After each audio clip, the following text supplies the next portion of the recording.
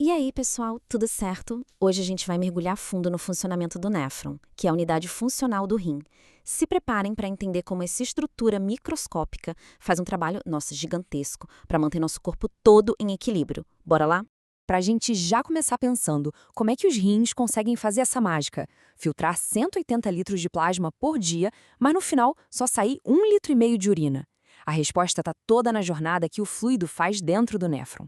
É um processo de filtração em massa, seguido por uma reabsorção super seletiva e eficiente. É exatamente isso que a gente vai desvendar agora.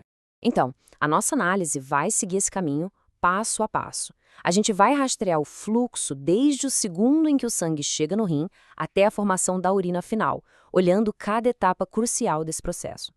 E bom, tudo começa com o sangue, certo? A eficiência toda do rim depende de um fluxo de sangue massivo e constante. Então vamos ver como é que ele chega até a unidade funcional, o néfron. E que fluxo, hein? Os rins recebem cerca de 1/4 de todo o débito cardíaco. Isso dá mais de 1 litro de sangue por minuto. É muita coisa.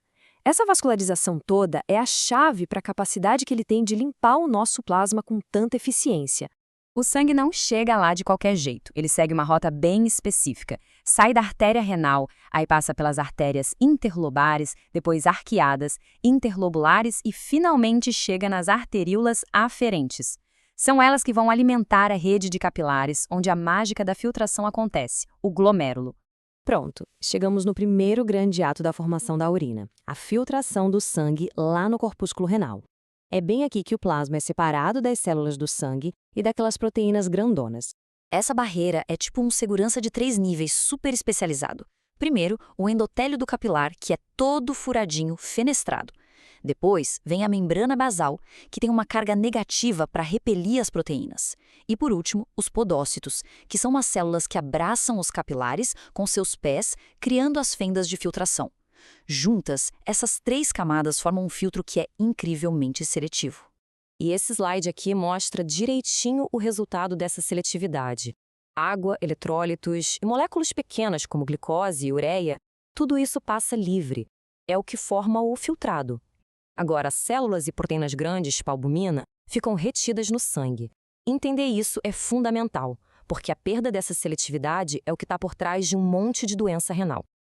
Mas o que empurra esse líquido todo através do filtro? Não é mágica, né? É pura física. Um balanço bem delicado de pressões, que a gente conhece como forças de Starling, é o que determina a velocidade com que o plasma vai ser filtrado. Pensa num cabo de guerra. De um lado, empurrando para fora, a gente tem a pressão hidrostática lá no glomérulo, que é bem forte, uns 60 milímetros de mercúrio. Do outro lado, fazendo força contra, tem 2 pressões. A pressão osmótica das proteínas no sangue e a pressão do líquido que já está na cápsula de Bowman. É uma verdadeira batalha de forças. E o resultado dessa batalha toda? Uma pressão de filtração líquida de só 10 milímetros de mercúrio. Pode até parecer pouco, mas essa forcinha, atuando o tempo todo sobre a área gigante dos glomérulos, é o que consegue filtrar aqueles 180 litros por dia. Impressionante, né? Ok, uma vez que o filtrado está pronto, ele começa uma jornada longa e cheia de curvas pelo túbulo renal. É aqui que a maior parte de tudo que foi filtrado vai ser reabsorvido de volta para o corpo. Esse diagrama aqui vai ser o nosso mapa. Repara só. O túbulo proximal é quem faz a maior parte da reabsorção. A alça de Henle cria o gradiente de concentração. O túbulo distal faz o ajuste fino. E lá no final, o ducto coletor, que está sob controle hormonal, dá a palavra final sobre a concentração da urina. Vamos olhar cada pedacinho desses. Primeira parada, túbulo proximal. Pensa nele como o grande operário do néfron, o trabalhador pesado.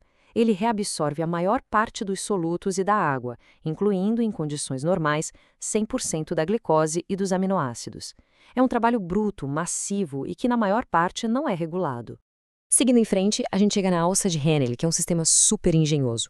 O ramo que desce é muito permeável à água, então a água sai por osmose.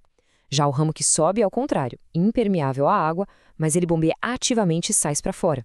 Essa separação de funções é o grande segredo para conseguir concentrar a urina.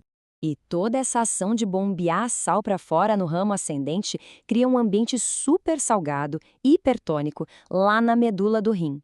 É esse gradiente osmótico que vai permitir, lá na frente, que a água seja reabsorvida e que a gente consiga produzir uma urina bem concentrada. Depois da alça de Henle, o filtrado chega no túbulo distal. Se o túbulo proximal foi o trabalho pesado, aqui é onde acontece o ajuste fino, sabe? São alterações pequenas e precisas, muitas delas sob controle de hormônios, como a reabsorção de cálcio, que é regulada pelo PTH, o paratormônio. E agora a gente chega na seção final do túbulo.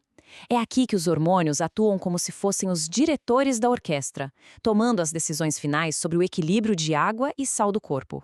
Lá no ducto coletor, a gente tem dois tipos principais de células. As células principais, que respondem à aldosterona, reabsorvendo sódio e secretando potássio, e também ao ADH, que aumenta a reabsorção de água. E do outro lado, as células intercaladas, que fazem o ajuste final do pH, secretando íons de hidrogênio ou bicarbonato, dependendo da necessidade. Mas espera aí, como é que o néfron sabe o que tem que fazer? Ele tem um centro de comando? É o aparelho justaglomerular. Essa estrutura inteligentíssima fica ali coladinha no glomérulo e fica monitorando a pressão e a composição do fluido que passa, ajustando a função do rim em tempo real. Quando o aparelho justaglomerular percebe que a pressão está baixa, ele libera renina. Como a gente vê aqui no esquema, a renina dá o start na conversão de angiotensinogênio em angiotensina 1. Lá nos pulmões, a ECA converte a angiotensina 1 em angiotensina 2. E essa angiotensina 2 tem duas ações principais: contrair os vasos sanguíneos e liberar aldosterona. O resultado final? Aumento da reabsorção de sódio e água, o que aumenta a pressão arterial e fecha esse ciclo. Entender a fisiologia normal é a base de tudo, porque só assim a gente consegue entender o que acontece quando as coisas dão errado. Vamos conectar tudo que a gente viu agora com algumas doenças importantes. Vamos focar em duas grandes síndromes que afetam o glomérulo. Na síndrome nefrótica, o problema central é um dano na barreira de filtração. Ela fica vazando proteína, o que leva a uma proteinúria maciça. Essa perda de proteína, principalmente albumina, faz a pressão oncótica do plasma cair e causa aquele inchaço, o edema. Já na glomerulonefrite, o problema é a inflamação. Isso causa sangramento na urina, a hematúria, e uma queda na taxa de filtração, levando à hipertensão. São dois problemas diferentes, mas que acontecem no mesmo lugar. E para fechar, uma pergunta para a gente refletir. Com todo esse design complexo e segmentado do néfron, onde será que um único defeito molecular, um errinho numa única molécula, poderia causar as consequências mais graves para o corpo todo? Pensar sobre isso ajuda a gente a entender não só a elegância da fisiologia renal, mas também a sua vulnerabilidade.